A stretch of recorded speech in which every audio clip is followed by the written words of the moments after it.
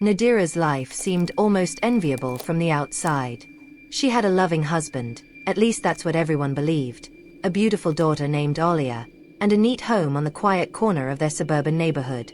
When the neighbors passed by, they always smiled at her, praising her for her grace, her charm, her patience. But deep inside, Nadira felt cracks forming in the glass wall she had built around her life. Armin, her husband, was charming, responsible, and hard-working. At least that's the mask he wore during the day. At night, when the clock struck past 10, Nadira noticed a pattern. He would receive a call, sometimes whispering, sometimes just a vibration of his phone, and he would leave. Always with the same excuse: work emergency. At first, Nadira wanted to believe him. She wanted to think Armin truly had long hours and that she should be grateful for his sacrifices.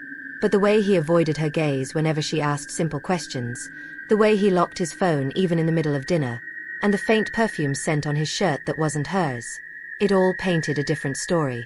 One night, after putting Olia to bed, Nadira sat alone on the couch, staring at her reflection on the black TV screen. The silence of the house pressed heavily on her chest.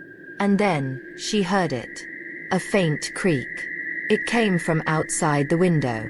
Her breath hitched, and she turned her head slowly.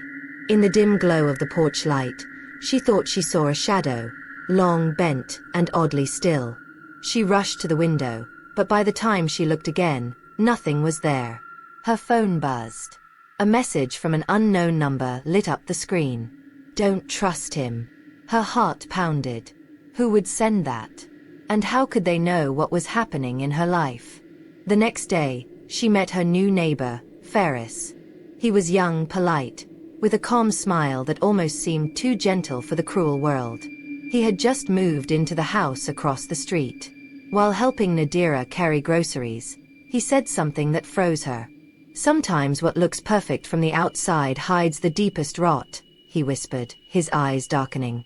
Nadira wanted to ask him more, but his expression quickly shifted back to a friendly smile, as if he hadn't said anything unusual. That night, Armin left again. Nadira followed him. Her heart raced as she kept her distance. Armin wasn't heading toward his office. He wasn't even driving downtown. Instead, he stopped in front of an abandoned house at the edge of town, a place Nadira had always avoided. People said the house had been empty for years after a tragedy no one wanted to talk about. From the distance, Nadira saw Armin enter the house. Moments later, faint candlelight flickered through the broken windows. And then, she heard it. A scream. Not a scream of passion. Not a scream of anger. But something primal, something otherworldly, echoing through the walls of that house. Nadira covered her mouth to stop herself from gasping. Her hands trembled, her legs heavy as if chains were wrapped around them. When Armin finally came out, he wasn't alone. A woman, dressed in black with her face half covered, followed him. Her movements were graceful yet unnatural, almost like she wasn't fully human. The woman turned her head toward the shadows where Nadira was hiding. And Nadira swore she saw her smile. The next morning, Nadira woke up with swollen eyes. She had barely slept.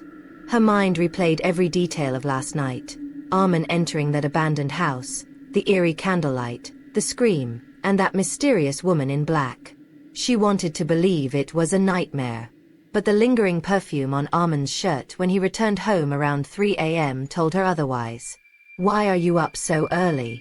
Armin asked casually, sipping his coffee. His tone was too relaxed, too normal, as if nothing had happened. Nadira forced a smile. "Couldn't sleep. I had strange dreams." Armin looked at her briefly, then at his phone. Always his phone. The moment his screen lit up, Nadira caught a glimpse of a saved contact. S. Her stomach twisted. Later that day, while hanging laundry outside, Nadira noticed Ferris, the new neighbor, watering his plants. He looked up, smiled warmly, and walked closer. "Rough night?"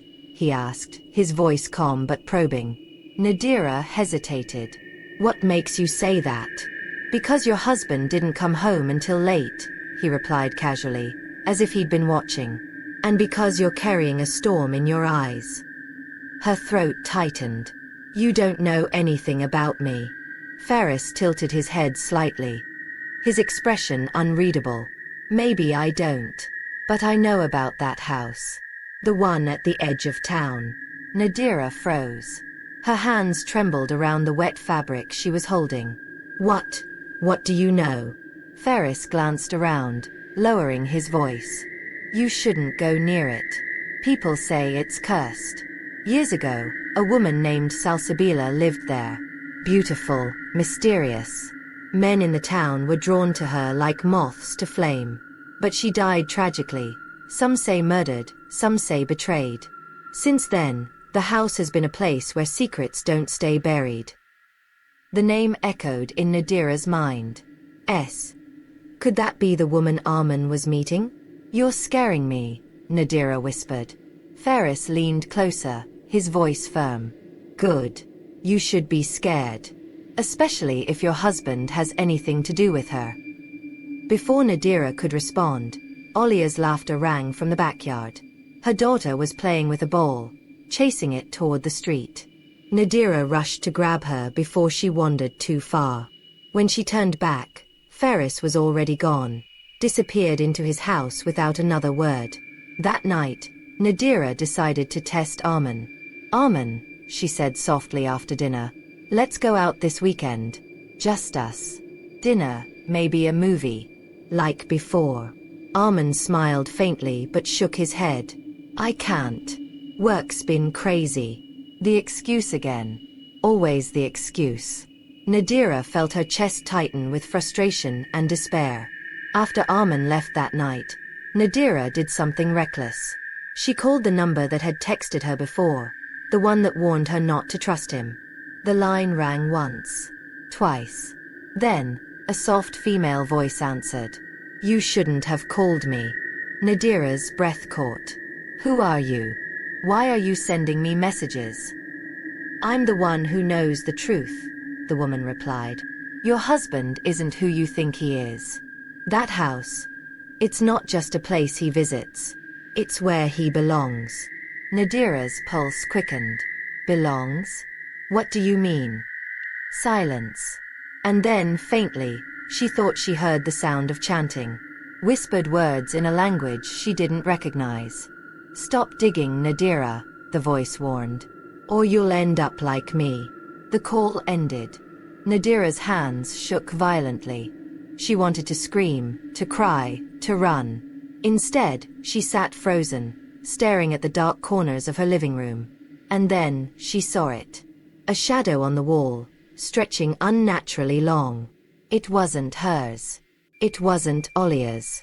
It moved, even though nothing else in the room did. The next day, Nadira tried to convince herself she was losing her mind. Stress, paranoia, lack of sleep. Maybe that explained everything. But when she went to pick Olia up from school, she noticed something chilling. A woman in black was standing at the gate, watching her daughter. Her heart almost stopped. It was the same woman from the abandoned house. The same figure who had smiled at her in the dark. When their eyes met, the woman's lips curved into a knowing grin. Then, as if carried by the wind, she whispered something only Nadira could hear. Soon. Nadira clutched Olia tightly, rushing her home. That evening, she couldn't take it anymore. She knocked on Ferris's door. He opened it slowly, his eyes scanning her face, as if he already knew why she was there. Please, Nadira whispered, tears brimming in her eyes. Tell me everything you know about that house. About her. Ferris stepped aside, letting her in. His living room was dim, filled with old books and strange symbols drawn on pieces of paper. Candles flickered faintly, their wax dripping onto scratched wooden tables. You're not safe, Nadira, he said quietly. Armin is tied to her in ways you can't imagine. He's not just having an affair. He's bound. And if you don't act soon, you and your daughter will be, too. The air inside Ferris's house felt heavy, as if the walls themselves were hiding secrets. Nadira sat stiffly on the old sofa, her arms wrapped protectively around herself. Olia was safe at home with the babysitter, but Nadira's mind kept flicking back to her daughter. What if the woman in black returned? Ferris placed a steaming cup of tea in front of her. "Drink," he said softly. "It will calm your nerves." Nadira's hands trembled as she held the cup. "You said Armin is tied to her. To that woman. What do you mean?" Ferris sat across from her, his gaze unwavering. Her name was Salsabila. Everyone in town knew her as Salsa. She was beautiful, yes, but dangerous. Men fought over her. And one night, she died, violently. People say she was betrayed by the man she loved most. Nadira's throat tightened. Betrayed? By Armin? Ferris shook his head. No. It was long before him. But the spirit that remains. It needs men like your husband. She lures them, binds them, feeds on their loyalty until they can't escape. Armin isn't cheating on you in the way you think. He's trapped. Nadira's chest rose and fell rapidly. Trapped. Or willing. Ferris's jaw clenched. That's what you must find out. That night, Nadira lay awake, staring at the ceiling. Armin was out again. The clock struck midnight. The silence of the house pressed down on her like a suffocating weight. Finally, she gathered her courage. She couldn't keep waiting. She needed to know the truth. Leaving Olia asleep in her room, Nadira slipped out of the house and made her way to the abandoned one. Her footsteps echoed on the cracked pavement, her heart pounding with each step closer. The house loomed like a shadow in the distance, its broken windows glinting faintly under the moonlight. A faint glow flickered inside, candles. Nadira pressed herself against the wall and peeked through a gap in the wooden boards. Her blood ran cold. Armin was inside, sitting on the floor, surrounded by lit candles. His eyes were closed, lips moving in whispers. And across from him sat the woman in black, Salsa. Her long hair cascaded over her shoulders, her skin unnaturally pale, and a smile sharp enough to slice through Nadira's chest. But what froze her was the way Armin looked at her. With devotion. With longing. Like a man in love. Nadira gasped. The sound was small, but enough. Salsa's head snapped toward the window. Their eyes met. And then, the impossible happened. The candles inside flared violently, though no wind blew. The boards around Nadira rattled as if the house itself was alive. A voice, low and cruel, whispered directly into her ear. "You don't belong here." Nadira stumbled back, heart slamming against her ribs. She ran, not daring to look back. When she returned home, Armin was already there. He sat calmly at the dining table, sipping tea as if nothing had happened. His eyes flicked to her briefly, sharp, knowing. "You went out," he said flatly. Nadira froze. "How did you? I told you not to dig." His tone was different now. Colder, almost detached. Her voice broke. "Who is she, Armin? Who is that woman?" For a long moment, Armin said nothing. Then quietly, "She understands me in ways you never could." The words shattered her. She staggered back, tears welling in her eyes. "She's not even alive." Armin's lips curved into a faint, eerie smile. "That doesn't matter." The following days blurred together. Nadira felt like she was losing her mind. Doors creaked open on their own, whispers filled the corners of her home, and Olia began waking up at night, crying about the lady in the corner. One afternoon, Nadira found a note slipped under her door. The handwriting was elegant, feminine. "If you truly love him, let him go. He's mine now." Her hands shook as she read it. Rage and fear battled inside her. She couldn't lose Armin, not like this. Desperate, she returned to Ferris. "Help me," she begged. "I can't fight her alone." Ferris studied her with an intensity that made her uneasy. "Are you willing to do whatever it takes?" "Yes," Nadira whispered. "Then you must go back to that house.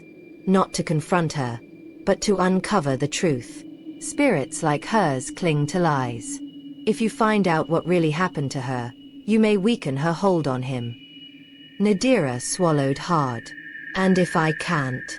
Ferris's expression darkened. Then you'll lose Armin forever. And maybe your daughter too. That night, Nadira returned once more to the abandoned house.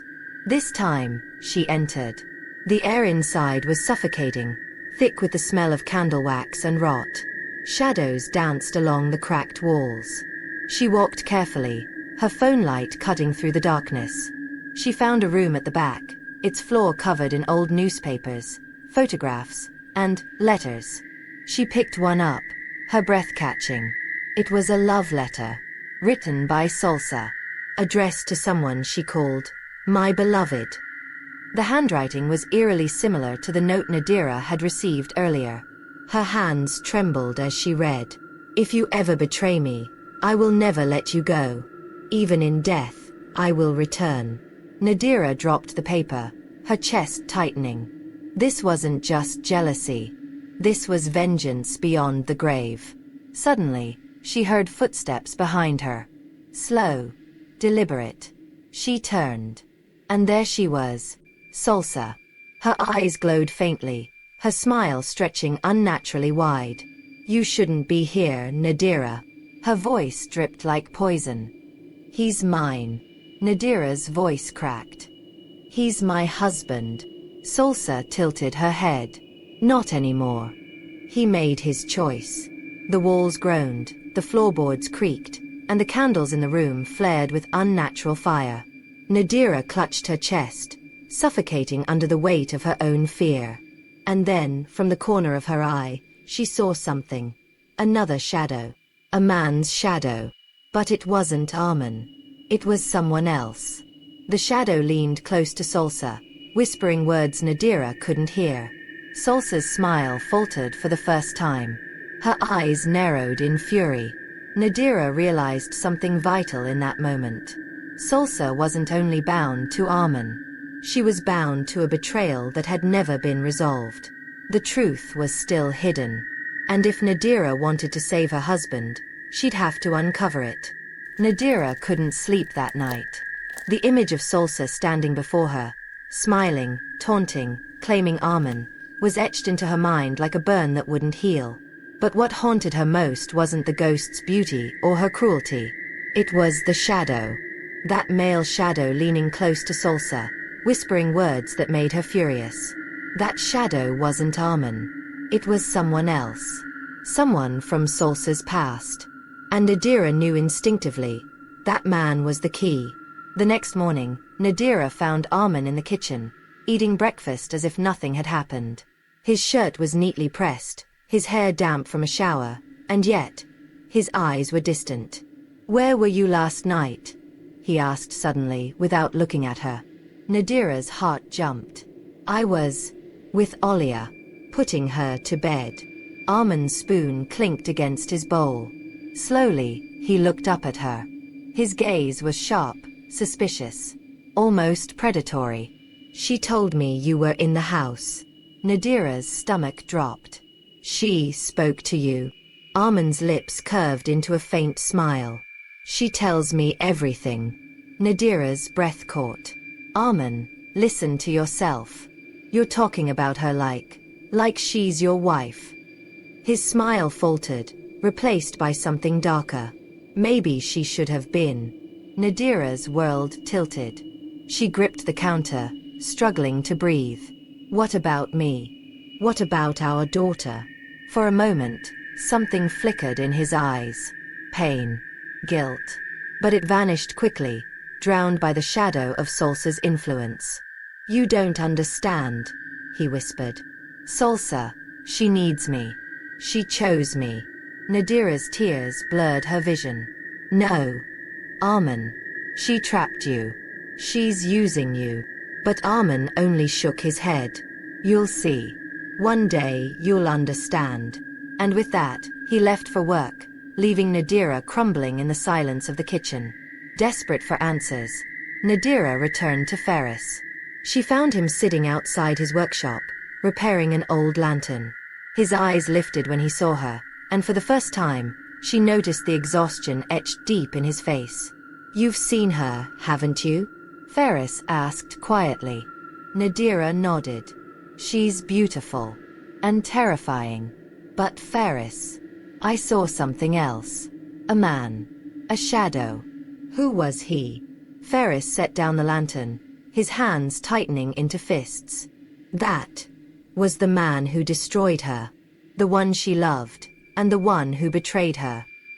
Nadira leaned forward. "Then that's the truth I need to uncover, isn't it? Who he was. What he did." Ferris hesitated. His eyes flicked toward the abandoned house in the distance. "Yes. But Nadira, once you know, there's no going back. The truth will demand a price." Nadira's voice shook, but she didn't waver. "I'll pay it. For Armin. For my family." That evening, Nadira left Olia with the babysitter again and returned to the house. This time she came prepared, with a flashlight, a scarf wrapped tightly around her neck, and a small bottle of salt Ferris had given her. "The salt will protect you," he had said. "But only if your heart doesn't falter." The moment she stepped inside, the air pressed down on her like a weight. Her flashlight beam skimmed across broken furniture, peeling wallpaper, and those scattered letters. She picked up another one, her eyes scanning the faded ink. "My beloved Yusuf," it began. Nadira froze. A name. Her hands trembled as she kept reading. "You promised me forever. You swore you would choose me. And yet, whispers reach me that you are to marry another. If you betray me, Yusuf, I will never forgive you. My love will turn to wrath, and I will bind myself to you even beyond the grave." Nadira's chest tightened. Salsa's beloved wasn't Armin. It was this Yusuf. And Yusuf had betrayed her. Suddenly, a voice hissed behind her. "You shouldn't touch those." Nadira spun around, and there she was. Salsa. Her long black gown swept the floor, her hair cascading like midnight silk. Her beauty was suffocating, but her eyes, they burned with fury. "You want to know about him, don't you?" Salsa's smile twisted. "Yusuf. The man who ruined me." Nadira's voice quivered, but she forced herself to speak. "You loved him. And he betrayed you." Salsa's expression cracked, pain flashing across her face before it twisted back into anger. "He lied. He promised me everything. But in the end, he married another woman. Left me broken. Alone.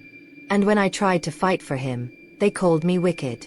They cornered me in this house. They ended me."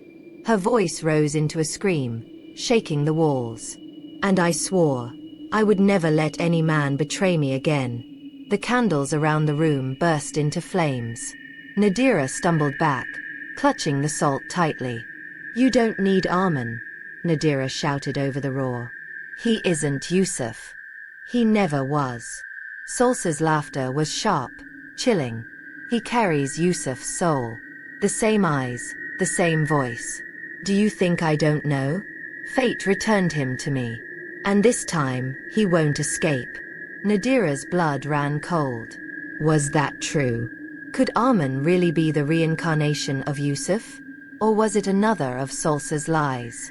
Before she could speak, the sound of footsteps echoed through the house. Armin appeared in the doorway, his face pale, his eyes distant. "Salsa," he whispered. His voice was reverent, aching. Salsa turned to him, her anger vanishing, replaced by tenderness. She stretched out her hand. "Come to me, my love." And to Nadira's horror, Armin obeyed. He stepped past his wife, past the salt barrier she had drawn. His gaze locked only on the ghostly woman. "No!" Nadira cried, reaching for him. But he didn't look back. He walked straight into Salsa's arms. The ghost embraced him, her smile triumphant.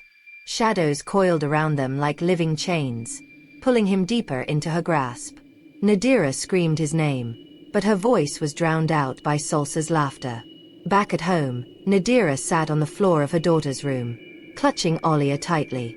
Tears streamed down her face. Armin was gone. Not physically, but spiritually. Salsa had claimed him. But Nadira wasn't ready to give up. Not yet. Because in the letter, in Salsa's own words, was the seed of her undoing. If you betray me, Yusuf, I will never forgive you. It wasn't love that bound her. It was betrayal. And if Nadira could prove that Yusuf never loved her as she believed, that Armin was not her destined soul, maybe, just maybe, she could break Salsa's hold. But to do that, Nadira would need to uncover the real story of Yusuf. The truth buried deep in the town's history. And time was running out. The heavy rain finally stopped, leaving only the sound of water dripping from the leaves outside. Maya sat in the living room, trembling. Beside her, Armin clenched his fists, his face pale but determined. Across from them, Mrs. Ratner, the mysterious woman who had been haunting their nights and filling their days with dread, sat quietly. Her face looked both exhausted and sorrowful, like someone who had carried a secret too heavy for too long. Why are you here? Maya finally asked, her voice weak but sharp, like a blade cutting through the silence. Mrs. Ratner looked at her, eyes glistening with unshed tears. Because you need to know the truth. Armin leaned forward, his voice filled with anger and confusion. What truth? That you've been scaring us? Following us? Watching us like some ghost from the past? Mrs. Ratner didn't flinch. Instead, she opened the old wooden box she had brought with her. Inside lay faded photographs, old letters, and a small piece of jewelry, a gold necklace with a broken clasp. She placed them gently on the table. Maya's eyes widened as she picked up one of the photographs. It was a picture of her father, years younger, standing beside a woman Maya had never seen before. But the resemblance was undeniable. It was Mrs. Ratner. Maya's hands shook. This can't be. Yes, Mrs. Ratner whispered, tears streaming down her face now. Your father and I. We were once in love. But life separated us. He chose a different path, and I kept the memories. I never hated him, Maya. Never.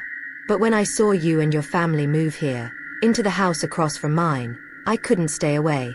You reminded me of him too much. Every gesture, every smile. It was like seeing the past alive again. The room fell into stunned silence. Armin swallowed hard, trying to process what he just heard. Maya stared at Mrs. Ratner, her mind racing. But the whispers, the strange noises, the feeling that you were always around us. Why torment us if you cared? Mrs. Ratner shook her head fiercely. I never meant to torment you. The whispers, the noises, those weren't me. They were the house itself. Her words made Maya's blood run cold. What do you mean? Mrs. Ratner's voice dropped to a near whisper. This house, it carries something. A shadow from the past. When your father left me, I stayed here, hoping one day he would return. But in my loneliness, in my grief, I turned to something I shouldn't have. I prayed, but not to God. I whispered into the darkness, begging for him to come back. And something answered. Armin's jaw tightened. You made a pact. Mrs. Ratner nodded slowly. Not with words, but with longing. My sorrow fed it. Over time, it grew attached to this house. To me. And when you moved in, it sensed your happiness, your love, and it wanted it. It whispered to you, followed you, because it feeds on fear, on secrets. Maya clutched Armin's arm. Then what do we do? How do we stop it? Mrs. Ratner's eyes were tired, but resolute. It must be broken. And only I can break it. Because I was the one who bound it here in the first place. She reached into her box again, pulling out a candle and a small vial of salt.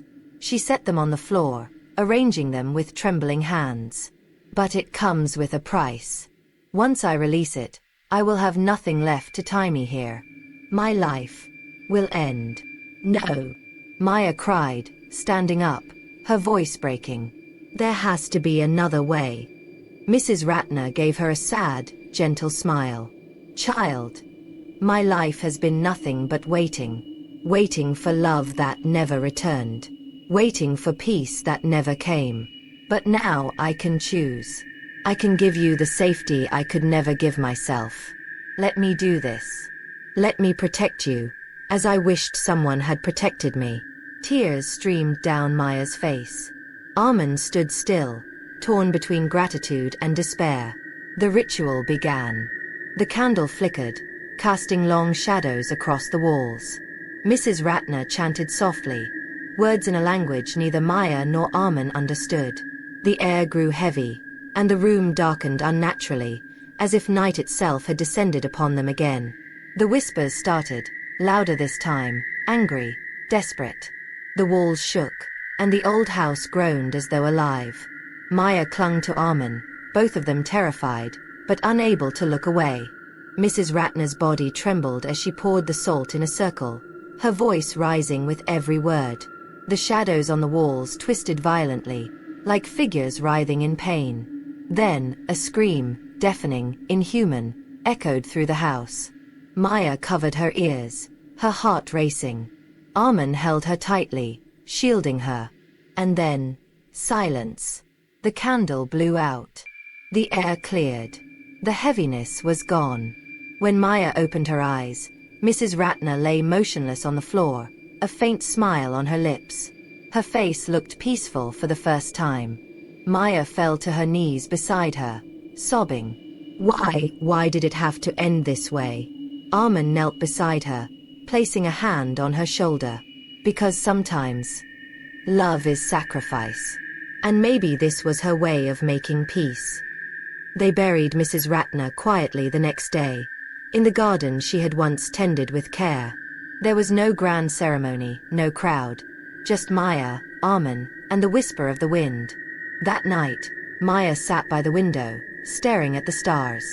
She remembered the fear, the shadows, the secrets, and the woman who had carried them all alone, until the very end. And for the first time since moving into that house, she felt safe. Safe, but forever changed.